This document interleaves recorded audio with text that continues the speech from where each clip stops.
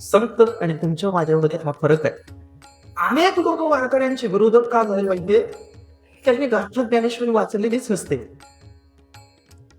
गावातलं भजनी मंडळच इतकं चुकीच्या पद्धतीने त्या लोकांशी वागतं की त्यांना ती लोक संप्रदायाचे आणि संतांचे विरोधक होतात. मी हे खूप गांभीर्यानं बघतोय बरं का. आणि अनेक लोक वारकरी संप्रदायाकडे काय येतात पाहिजे? काही नाही, त्यांच्या समोर एखादा निष्ठावंत वारकरी कृती करताना दिसत असतो आणि हळूहळू त्या माणसालाच ते आकर्षित होतात.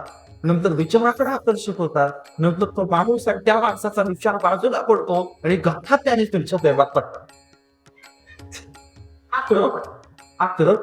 समाज जो एक, तो समाज अशा पद्धतीने वागणारच आहे.